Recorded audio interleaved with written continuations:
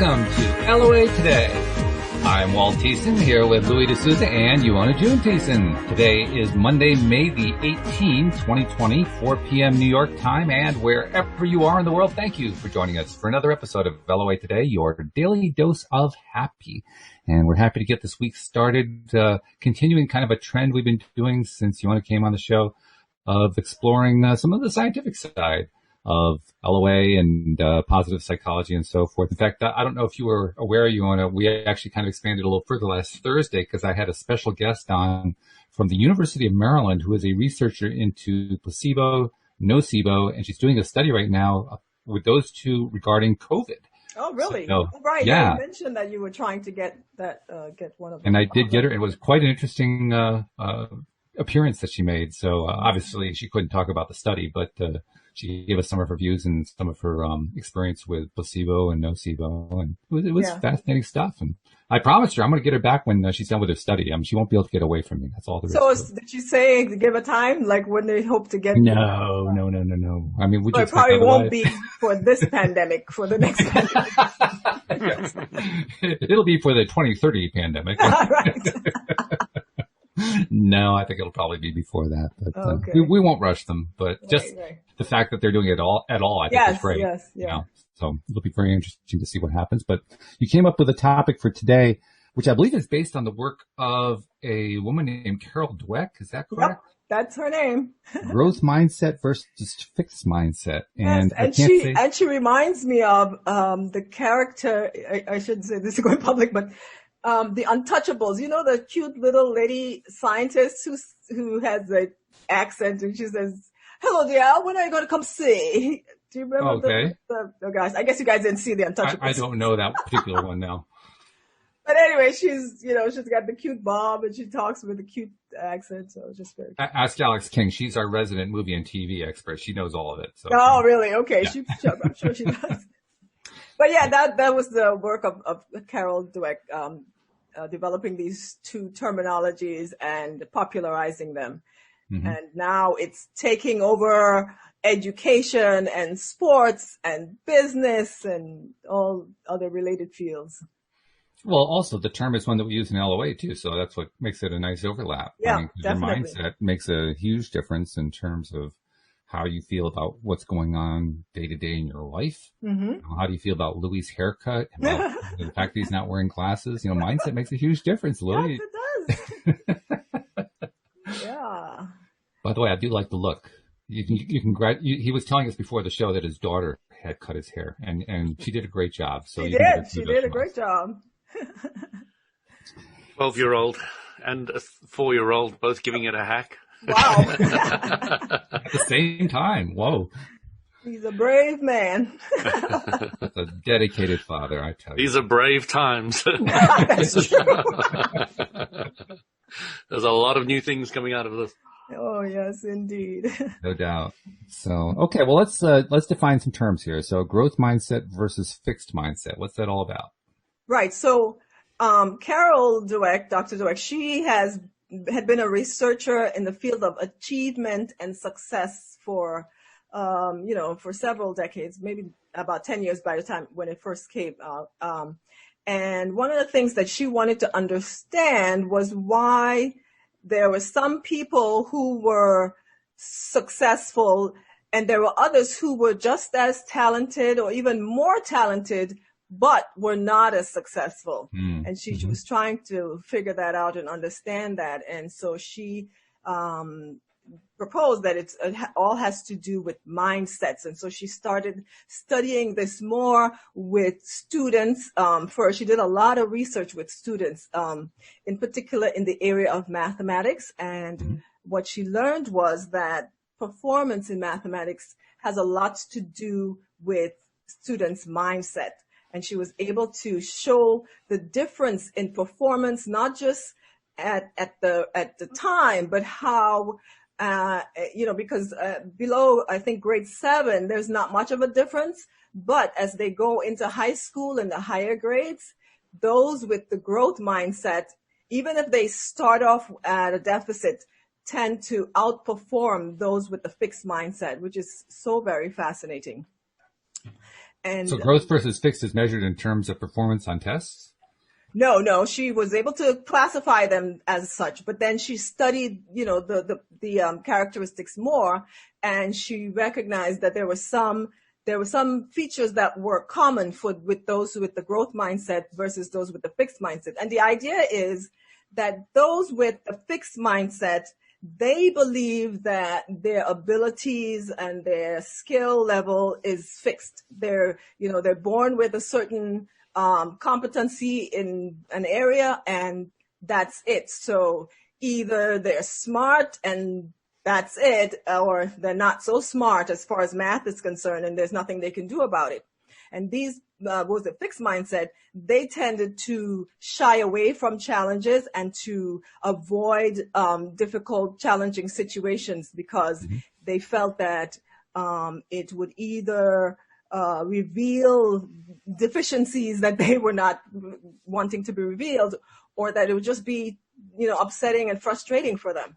Whereas those with the growth mindset, they actually they loved the challenge, and she has this story she tells about the first time she gave a group of students a particular math challenge, and it was, above their grade level. So it was a little difficult. And there were students who were saying, we don't know how to do this. Nobody ever thought us about how to do this.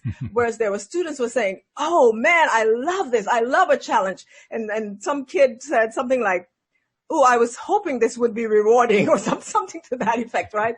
Because what the growth mindset understands is that when you faced with a challenge, even if you fail, you are going to learn. Whereas the fixed mindset students, they try to avoid failure or difficulty at all costs. And so those are the two main groups that the students are divided into. But so as you're describing those, I'll tell you, the first impulse that came to my mind was it sounded like the kids who were in the growth mindset were kids who loved the subject. They were just in love with it. They couldn't do enough of it. Whereas the kids who were in the fixed mindset, they didn't sound like they loved it very much. They sounded like they almost like had to be there more than anything else. Well, that may be true, but what she found was that this tended to transcend subjects. It was not just with math. She started off studying math. But you could do the same rule with any subject, I would think. Right. So the fixed mindset students didn't like challenge in any subject, even the subjects that they liked, because what they wanted was problems that they already knew how to solve, that they were comfortable with. That's the idea of the fixed mindset. They don't want to be challenged any more than they feel comfortable with. And that's one of the things. And it's kind of like, she actually, gone on to do a lot of studies. And one of the things that they've done is neuroscience in terms of studying the brains of these students. And there's a distinct difference in the brains of these students, where in the growth mindset, when they're faced with a challenge, there are certain areas of their brain, particularly those involved in recognizing an error, a mistake, a failure. Those brain cells, the brain lights up and it comes alive. It's like, lots of activities going on. Whereas with the fixed mindset, the kids tended to have a shutdown in their brain. It's like, they kind of just turned off their brain as far as, trying to figure out what was going on is concerned. So she's actually saying that kids with a fixed mindset never really got good at stuff, even when they loved the stuff. Right, because so the fixed mindset is the idea that they got to a certain level of competency and they wanted to stay there, because here's the thing, that one of the things that kind of fosters the mindset, it depends on the feedback they get from their either teachers or parents. And Dr. Dweck talks about how feedback can be so critical. So if you praise a student for being smart or being quick, it's easier for them. It's more likely they'll develop a fixed mindset as a result.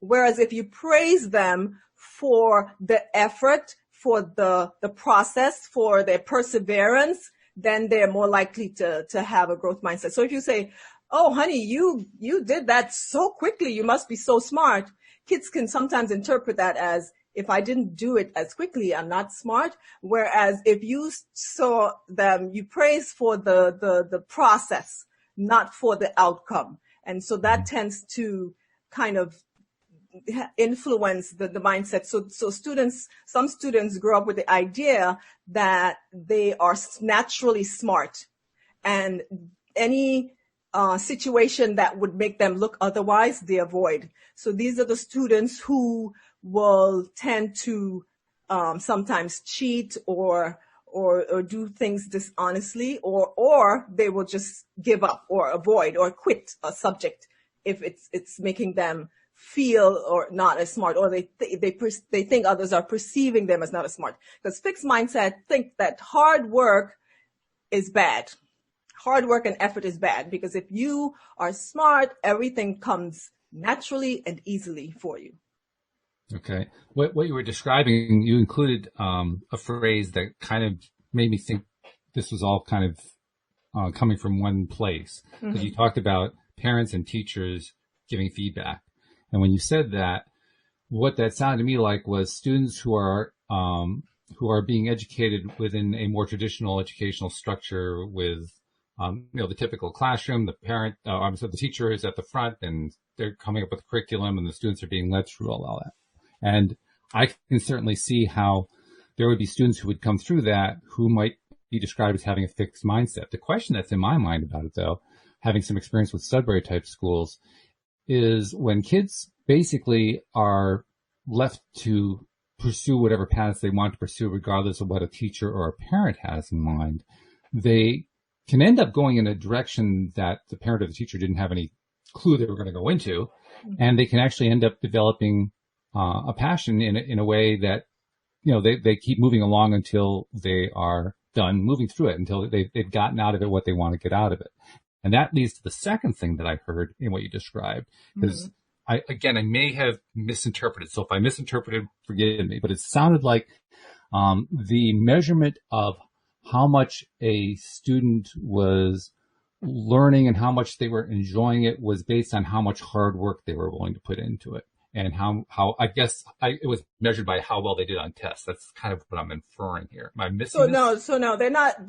That's one of the things the fixed mindset, this whole mindset tries to avoid is the outcome. It's focusing on the process. So it's not so much what grade they get. In fact. So how was it measured? Well, there have, like I said, they do the brain scan. That's part of it. But there are other written tests that they can do. They do a lot of different things. For example, one of the studies they did was they gave students some challenges, and then they asked them, would you like to have a more difficult challenge, or you want something easier? Growth mindsets usually want more difficult. Fixed mindset wants easier. And that's just one of the tests. They do things like, there's a math game that Dr. Dweck developed with programmers. And the algorithm is set up such that they are rewarded for the effort, not the correct answers. In fact, if you go through the game and you get all correct answers, you'll get a response. Sorry, you didn't score anything. Maybe we underestimated your ability, and we'll give you a more difficult challenge next time. But if you went through the process, you worked through it, you failed, you learned, you tried different things, you're rewarded and you get points for that.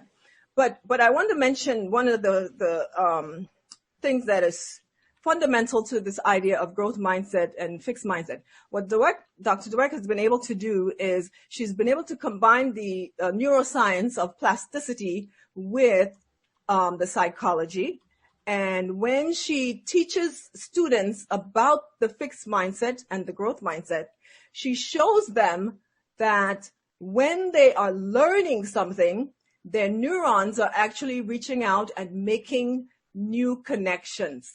And the more that they try, the harder they work, the more effort they put into it, the stronger those connections become. And so she's essentially telling them that you may not have the connections in place right now to be, good at math, but you can actually develop that.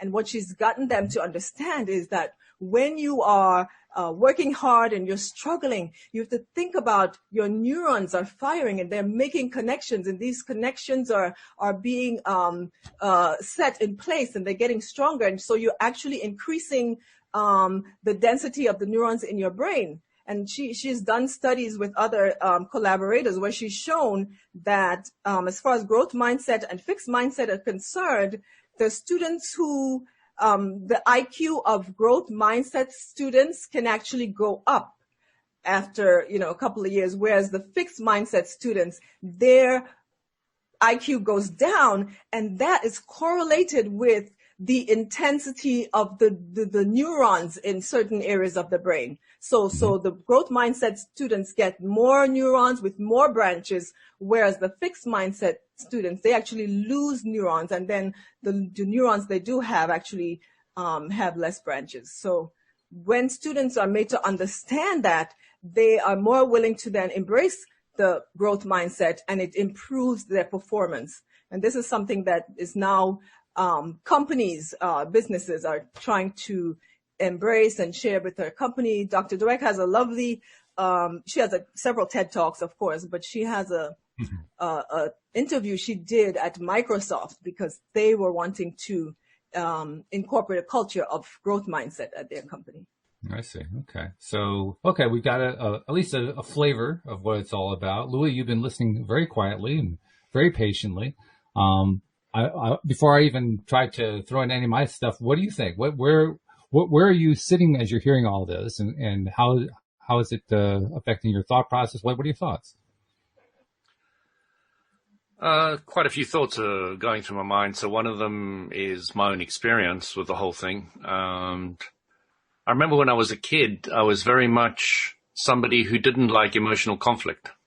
Mm-hmm. I resisted it big time. And now I really don't mind emotional conflict in the slightest. Mm-hmm. It really doesn't bother me at all. And it is a huge transformation. And one from what I see with this study is, I was not used to the idea that, I didn't like the idea or how people looked at me. I was worried that they would look badly on me or nicely on me or otherwise on me, and I was quite invested in other people's opinions. Mm. So I was in the position where I very strongly and almost completely hamstrung myself. And it was interesting because it took me years and years and years to get to the place where I really don't care anything what other people say. And it's a beautiful place to be. Mm-hmm. It's very empowering. And people think you're rude, abrupt, direct, and they give you a whole lot of other titles. Instead of often, not always, sometimes it is just blatantly that, but instead of giving you the title of confident. Mm-hmm. Mm-hmm. That's an interesting thing, too, about confidence, because one person's confident can be another person's, hey, get out of my nose. Mm. Yeah. And I do come across extremely confidently, and I do get the reaction sometimes of, you've been rude, direct, or abrupt. What did somebody say to me today? They said that it was rude. Yeah, they said it was rude to do it this way. And I said, well, I think it would be rude not to do it that way. and it completely opened a completely new discussion where they started to see my point of view, and they started to focus on what they wanted and not what they didn't want. Yeah. And it was really interesting because it does grate a lot of people who aren't used to confident people. It's just the way it is. And, I've come to just live with it because it is what it is. I'm not going to downgrade my confidence levels just so somebody else doesn't feel hurt. You've got to control your own hurt.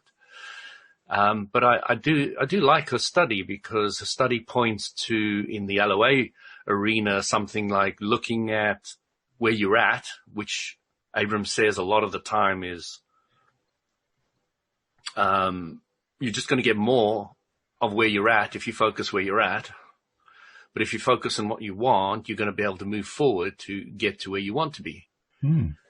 So, that's what I'm kind of seeing they're getting to. And they're also pointing to the very important LOA principle is the importance of negativity, the importance, which I know Ioana will love, of struggling and all those kind of things. So, understanding that, appreciating that is the expansion point. That is what makes you strive for something better.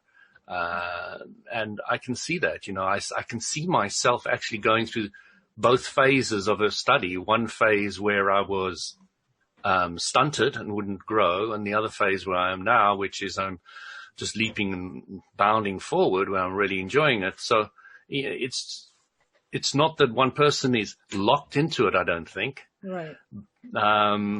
Which the study seems to infer. No, that's one of the things they try to, Dr. Dweck is always careful to mention that the terms actually may contradict the actual teachings, because when you say fixed, you're implying that it's unchangeable, but that's not actually what it is. It means because a fixed mindset person can grow and become a growth mindset person. So kind of okay. Otherwise the big companies probably wouldn't want it. Right, exactly. Yeah. So, but now the name is stuck, so she can't do anything about that.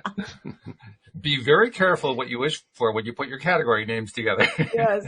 But I wanted to say something about what Louie was saying, because this is one of the things that Dr. Dweck mentions a lot when she talks about, in the 70s and so on, we placed an emphasis on the whole idea of self-esteem.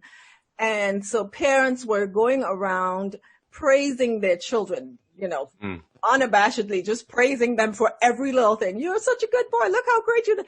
And that backfired, because what happened is these children grew up thinking that their self-worth was based on them performing well all the time. And if they didn't, and I'm being extreme, it's not always the case, but if they didn't perform well, then they're not as worthy or valuable. And that had the opposite effect. Instead of building their self-esteem, it actually lowered their self-esteem.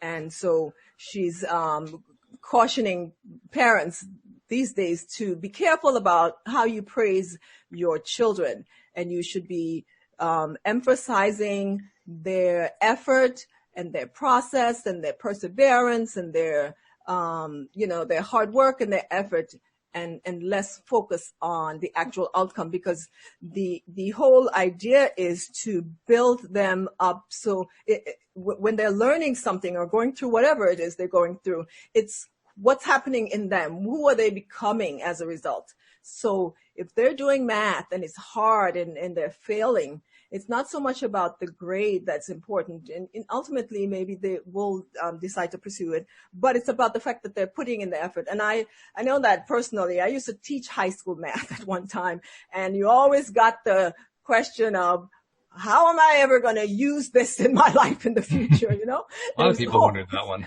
Always that question. But I had to emphasize to my students, it's not so much about the subject in particular, but it was the effort that you were putting into this subject, the growth that was happening to you intellectually and emotionally, and on so many different levels that you could then transfer into other areas of your life. It's about the discipline of it. So it wasn't so much about the subject, even because, they were like, I'm going to be a dancer or some other thing where they thought they will never have to use math. And although I didn't think that was true, I just told them, well, that may be true, but putting in the effort here to study and understand and learn is going to make you a better learner in any area that you choose to pursue. So that's something that's important in the growth mindset, because growth mindset children tend to have higher self-esteem because they realize that their value is not based on a grade or some kind of award or something. Yeah, I've never really been much of a fan of praising people for every little thing that they're doing in a controlled academic environment. I always thought that was kind of crazy. I didn't have a scientific study to back me. It was just that just didn't ring true to me. Yeah. What rings more true to me is celebrating what they think of as their victories, which I guess is kind of in line with what Dweck is saying. So if and this isn't just with children, this is with anybody. If I see somebody who, they've been dealing with something, whether or not they've considered it a struggle, it's just that they've been dealing with it, and they have some kind of a breakthrough from their own perspective, I say, good for you, way to go. Because it's not that I'm trying to reward them for having done well. It's my way of recognizing, congratulations, you've discovered more about yourself. Yes, this is a great thing. So this is a wonderful thing. And I've always found that to be a more effective approach than praising grades and all that. That just seemed kind of silly. Yeah. The idea is to praise them for a process that, like, what did you learn? How did you, what did you try? How did it work? I mean, I'm so proud of you taking the time to, go through this. So that's the kind of thing. The other thing I wanted to talk about, what Louis mentioned was, and I just forgot what it was.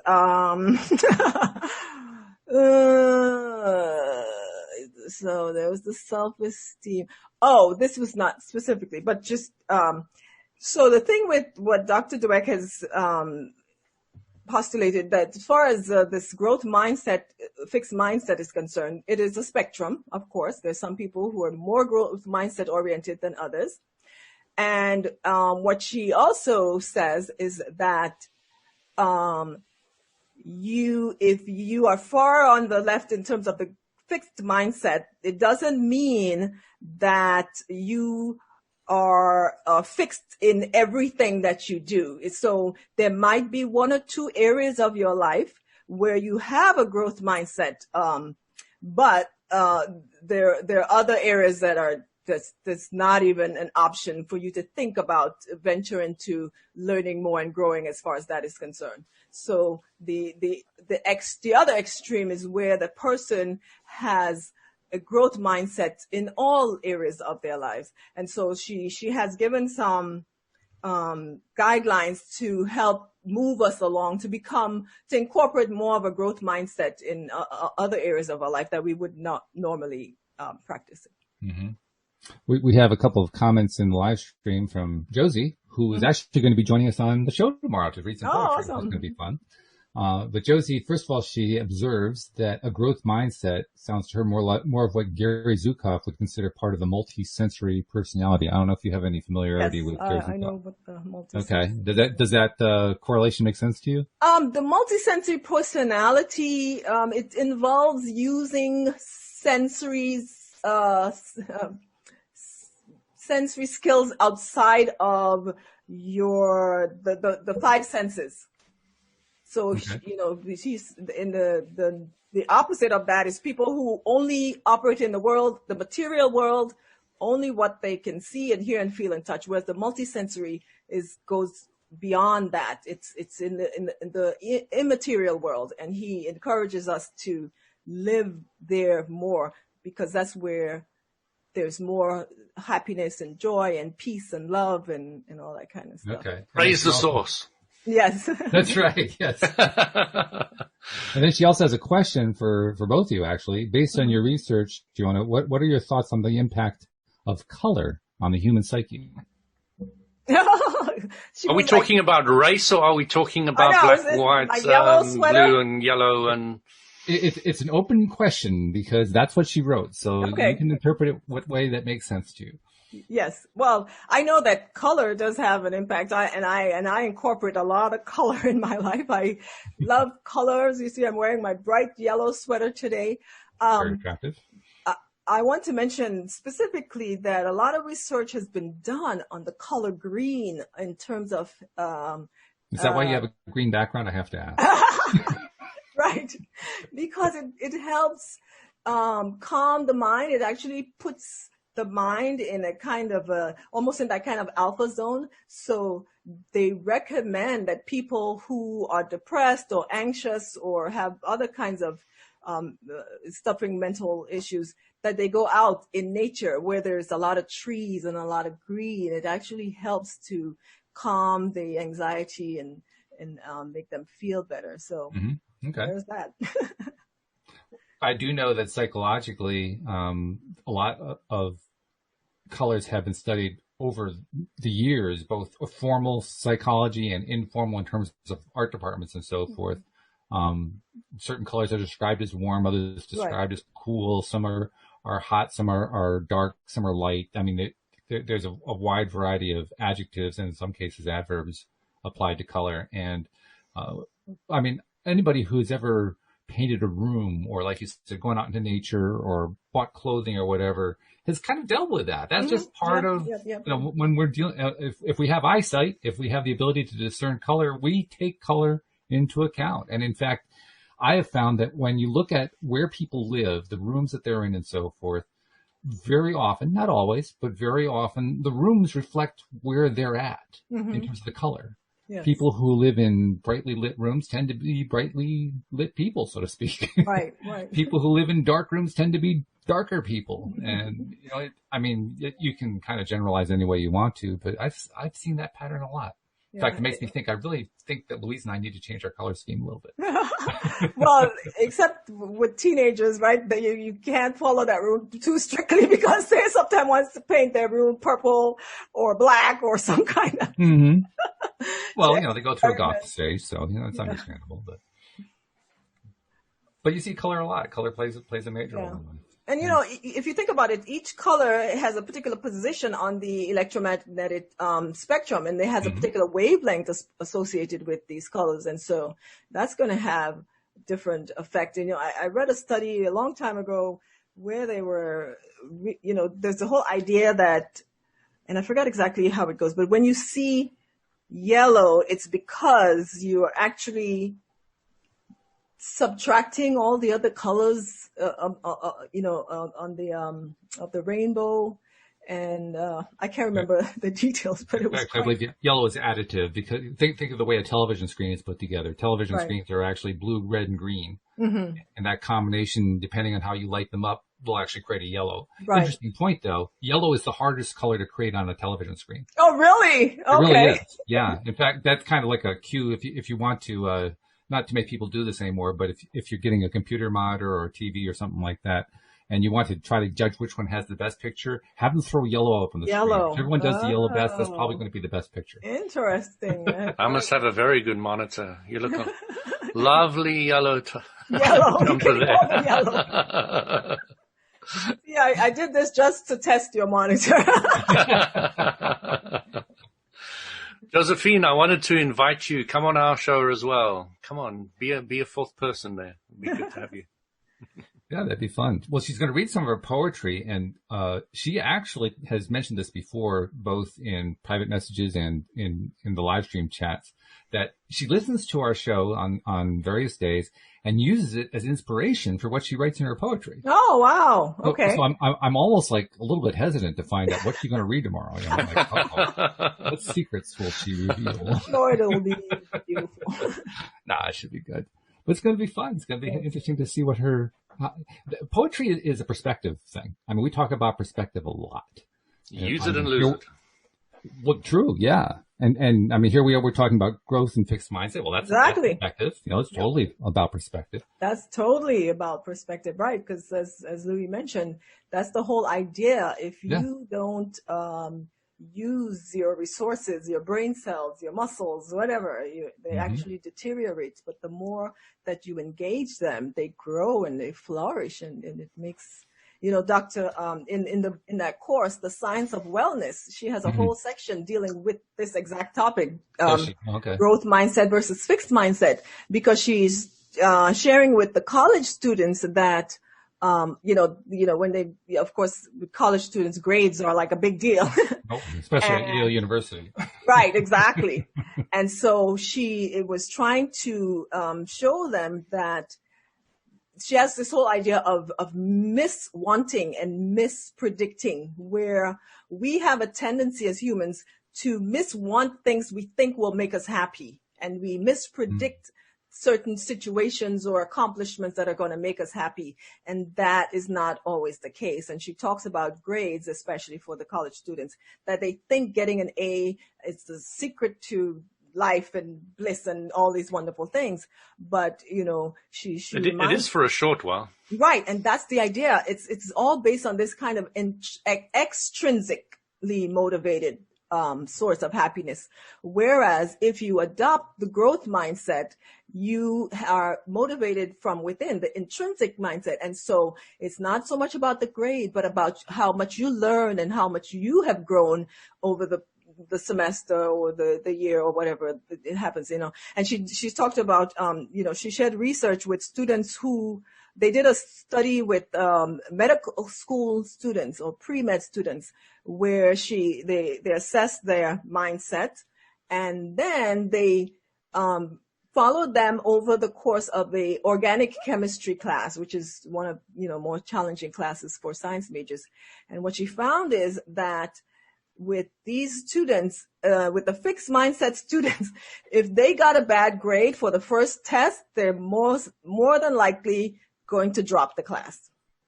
Whereas for the growth mindset students, if they got a bad grade, then they sought ways to help to improve. They studied harder, found a tutor, got mentors, took steps essentially to help improve their grade and their chances of doing well in the class. And so she was encouraging the students to not just focus on the outcome, but focus on the process, because it's ultimately more rewarding in terms of their well-being. Have you guys? Oh, go ahead. Have you guys ever watched the TV series Billions? Nope. Can't say I have. No. Again, the question for Alex. Alex is our TV movie expert. The reason why I bring it up is because I think it's a fantastic study in mindsets, specifically how a billionaire would think and differ from the rest of us. Mm-hmm, mm-hmm. And I'm loving it. I mean, even though the guy is probably not a billionaire, but might be fairly close now with the series. It's on the fifth series now, and I know he's acted in many other things as well. Create a series on billions and you become a billionaire. Hey. But I really feel that this guy can pull off transmitting via a TV show how it feels vibrationally to be a billionaire. Do you feel like he's doing that? I feel he's absolutely doing it, and I'm really impressed with this, really impressed. And you get a completely different view of life. I mean, completely. He's looking at everything from a 100% different point of view than most of us are looking at it. Okay, now I'm convinced. Really, I'm going to check this one out. I'm going to say to Louise, let's watch this tonight, see what this is about. It's well worth. I mean, it's a lot. I think it's on about the fifth series, and there's about 12 or 15 episodes per series. So, it'll keep you going for a while. But it's really a very well developed because they've got a psychologist who's in the company as well. And the last episode who's just come out, which is 5-3 or something, she brings out such beautiful analogies, and the way she thinks is really off the board. It's off the charts. It's not like any psychologist would normally be trained, but she's got it. She's got it nailed. She gets us people up and moving and focused, and deals with all these different characters. And she's just as important in my mind as he is, but from a very different point of view. And the whole relationships that go on, and the kind of relationships he has with his wife and then with other women, etc. It's so different. It's just really, really interestingly well done. I'm seriously impressed with that. I gotta check that one out. Okay, you got me. I mean, I think actually Alex mentioned this one, but you sold it better. So. I want to mention, because Dr. Dweck, she studies not just students, but of course athletes, as well as businessmen, CEOs and entrepreneurs and those kinds of stuff. And what she's found is that the ones who are successful, they have a growth mindset. And even if their business goes bust, they are so resilient and they don't.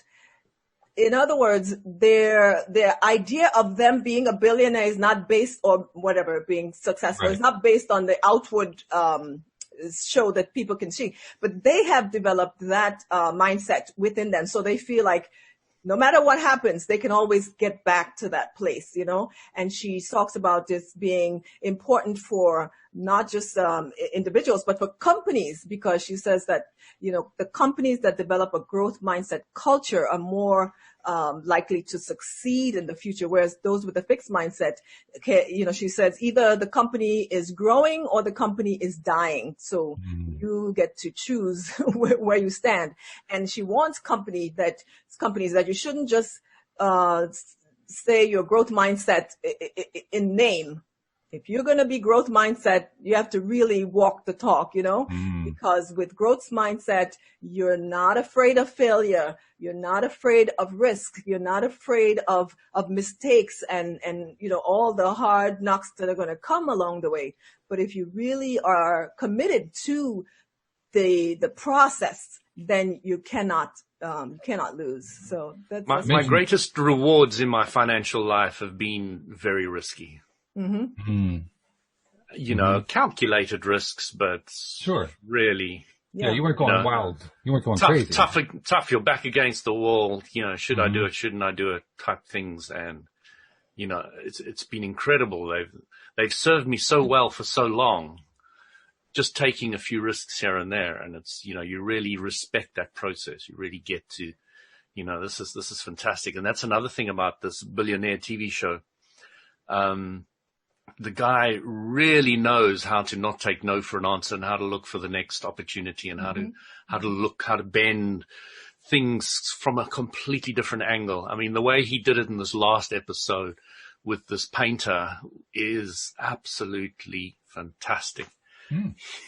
You know, once you watch how he got outwitted by another billionaire, and how he dug around and he found another way to turn it around. And the way they even put it across in the whole TV series is just brilliant. It's just absolute, you know, completely out of the box stuff. You know? Right, and that's the kind of mindset that we should all, you know, embrace. To. And so you start off with smaller risk that, you know, doesn't give you panic attacks. and as you grow as your comfort zone expands, then you're able to take bigger and bigger risk and become more risk averse, as they like to say. Right. That's what I consider myself. My strength in that risk area is my health. Okay. Because I have studied and worked and got to an incredible position with my health, I will take far greater risks now than I would ever have done. I almost don't even consider them a risk anymore. Yep, that's what happened. The way it must be. You know? When you talked about extrinsic versus intrinsic, that also kind of resonated. That sounds very similar to what in LOA circles we call being in alignment or being out of alignment. People who are out of alignment tend to be looking outside of themselves for their cues on everything. How do I get to where I want to be? All that kind of stuff. Whereas people who are in alignment are looking internally. And so I just want to point out, it sounds very similar. Yeah. And the other thing that is important to understand, especially for the world of LOA, is the emphasis not so much on the things you're trying to attract, but on the process and the person that you are becoming as you engage in these kinds of activities, right? And, you know, it goes back to the positive psychology. You're developing the neural network. You're establishing an identity as a successful person, as a millionaire, and eventually as a billionaire. But you have to, you know, there's a process involved in establishing that identity such that then you can get to that place. And even when all of the material things are taken away, the identity remains. And so you can easily build everything back up again. Which makes sense. I mean, any time that we've ever heard stories about, say, some millionaire who ran into trouble and maybe, you know, they lost everything and so forth, almost invariably, if they're the ones who made the money in the first place, they didn't just inherit it. Yes. Within like a year, they're back to millionaire status. Yeah. That's right. Absolutely. And those guys who win the lottery are poor in no time. They lose it because they don't have that identity of being a millionaire. So their vibration, their point of attraction is not strong enough to maintain that vibration. Yeah, exactly. So that vibration makes a difference. which is a good thing to know. It's a good thing to apply, but it's also nice to know that neuroscience ties into it. It makes sense. I mean, certainly we've talked enough. You and I, Joanna, have talked enough on this show in the past, and other co-hosts I've talked with in the more recent times about how every time that we're focused on stuff that feels good and we like and are interested in and so forth, we're building this neuron network. It's just kind of building, Yeah, exactly. because we're engaged in it, right? That's right. Because that's really what you're talking about. You're talking about engagement. Yes, being engaged. And then married. And then the honeymoon. No, but That's right. this is one of the reasons why I embarked on this whole idea of writing a book about struggle. This whole growth mindset, fixed mindset concept, because one of the tenets of the growth mindset teaching is that not only would you engage in learning and you building neuronal networks, but it is the idea of deep learning struggles that actually upgrades and stabilizes those networks. And I'll give the neuroscience. So when we form neuronal connections in our brain, we have branches that reach out and touch and make synapses. But our neurons, these branches get stabilized by a sheet of myelin. There's a kind of a fatty deposit that forms around the structure. Think of it like the electrical wire. You have that insulation, so it makes it stronger. And not only does it make it stronger, but it makes the connection faster.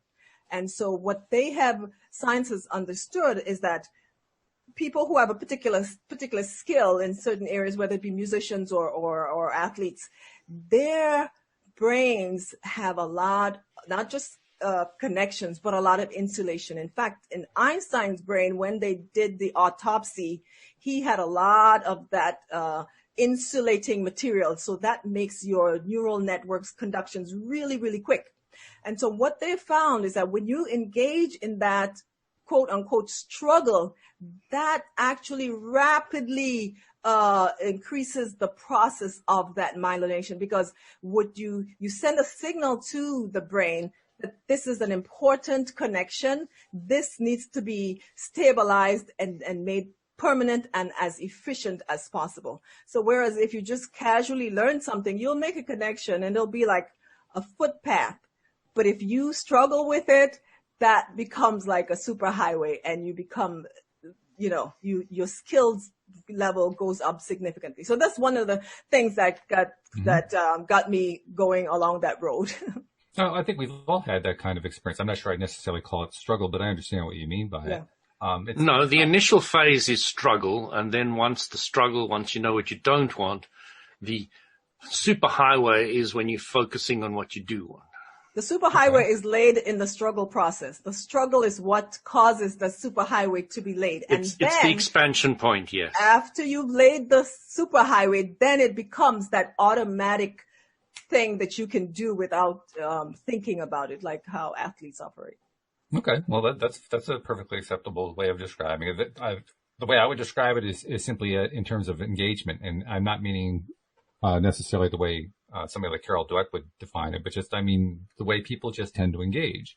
And we've all seen it. We've all experienced it at one point or another. I'm thinking right now about the school I helped to found back in 2002, in which one of the kids who came into the school, I've told this story before, but she came in, she was in family services. She was in foster families. She was miserable. She didn't know who her father was. Her mother was kind of a bit of a mess. She was angry. She was bitter. She was on 15 different drugs to get her through stuff and so forth. She was a embittered kid of 12. Mm-hmm. And, basically her, if you want to think of it as a diagnosis, her prognosis wasn't very good for life. Mm-hmm. She was looking pretty bad. She comes into our school, and we're just starting out, and the school went through kind of a rocky time the first year, but it got through it. And within a very, very short period of time, measured in weeks, all of a sudden, just because of the way the structure or the lack of structure was there, she found she actually had to engage or lose the school because she liked the school, but she just didn't want to be involved in any of the typical kinds of activities. Instead, she wanted to do things that were often, kind of anti-cultural, or not anti-cultural, but, get herself in trouble with other people, create challenges and difficulties with others and so forth. And within a very, very short time, she found herself having to go within to resolve things because the way the school was not structured, nobody was going to fix it for her. Mm-hmm. She had to actually decide how she was going to navigate this brand new thing. And it was an amazing process to watch. I mean, she became very engaged very quickly.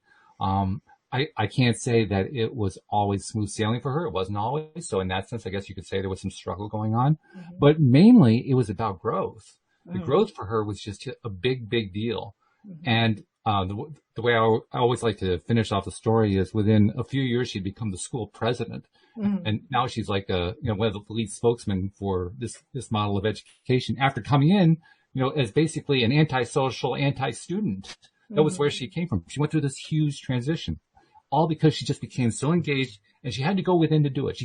She tried. I mean, when kids come into this kind of school, they try to look to it like an authority figure or a parent or somebody. Well, you got to fix this for me, right? This is your job. You're supposed to fix this. And nobody would fix it for her. Well, she was kind of left without options. It's like, well, I guess I have to go inside and figure it out myself because no one else is going to do it for me.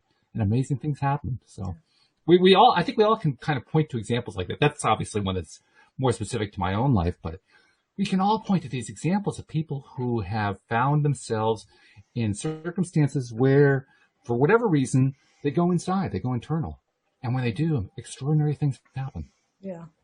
Right. And so I wanted to share before we go that, Dr. Dweck has these 4 kind of general guidelines to help people to incorporate more of a growth mindset into their lives. The first one, of course, is to, understand and learn about the brain plasticity that I talked about. The other one is to recognize areas in our lives where we might be, practicing a fixed mindset kind of attitude.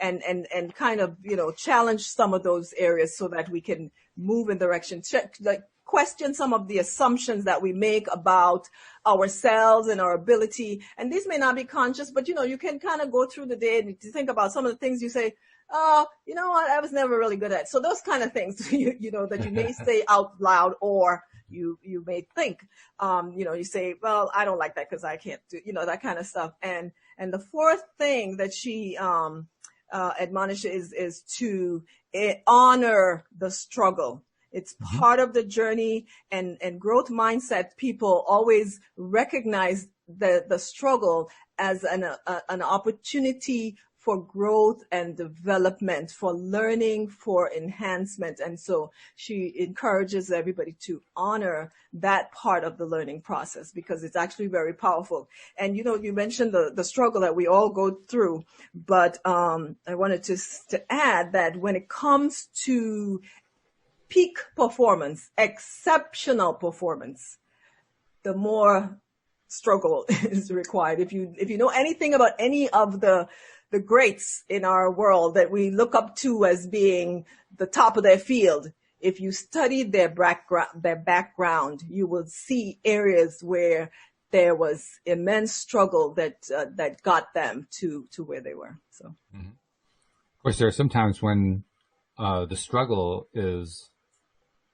This is something that I think a lot of people run into, particularly when they discover LOA, but also in other areas of life.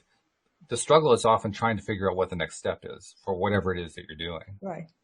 That's why sometimes that's why she recommends, because she talks a lot about deliberate struggle and deliberate learning and deliberate practice, which is a whole nother area of positive psychology. So instead of you just trying by yourself, you can get someone who's already been there, who's already traveled that road. And that person can then make your struggle more directional, more focused, more meaningful, as opposed to just trying, Which is why a lot of people reach out. They ask for help when they're trying to figure something out and they can't get there.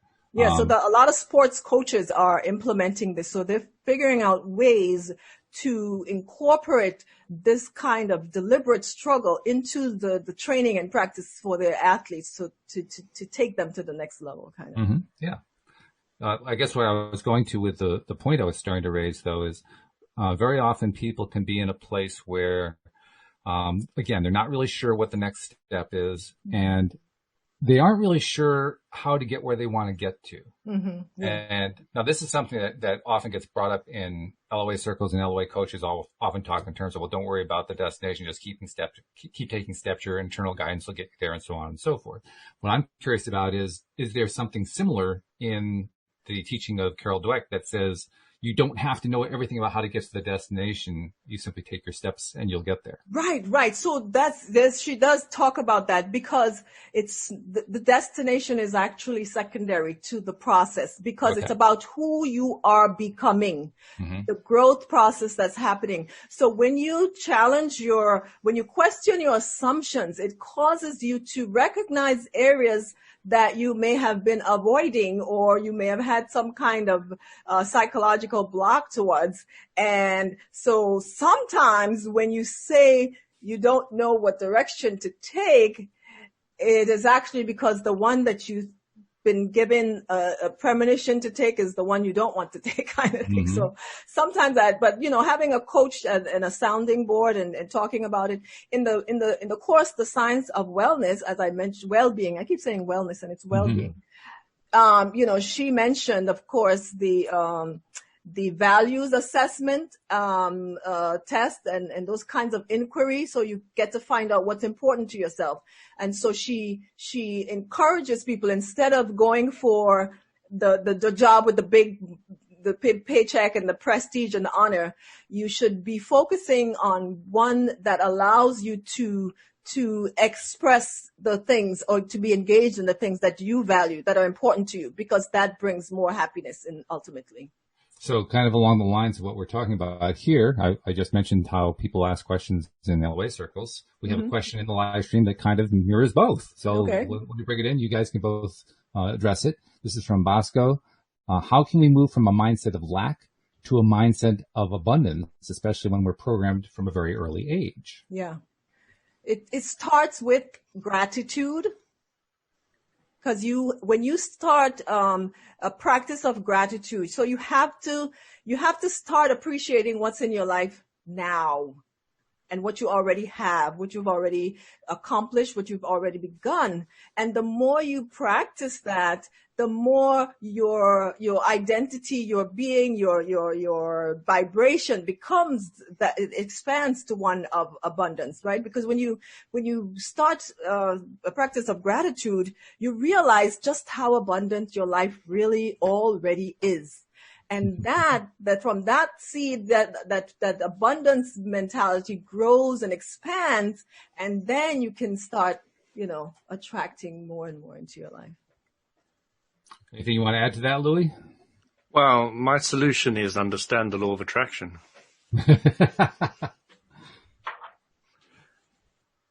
Because do you understand you create your own reality? Do you understand that your thoughts focus and carve where you're going to go? And if you're focusing on where you are at the moment, as Ioana was saying, you're going to get more of that. And if you appreciate what you've got, then you're going to get more appreciation, gain the law of attraction.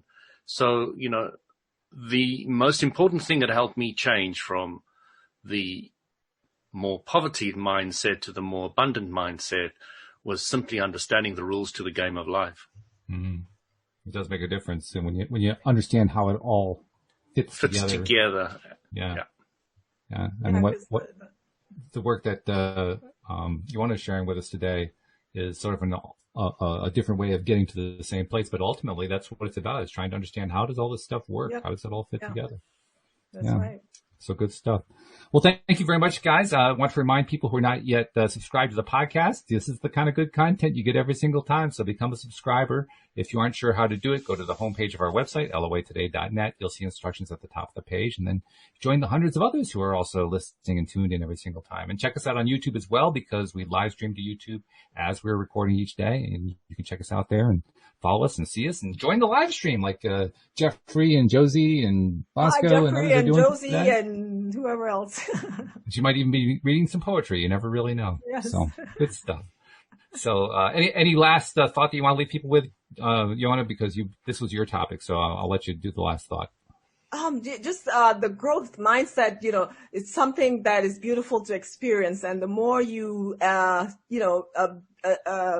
what's the word, incorporate it into your life, the better life gets. It's just amazing.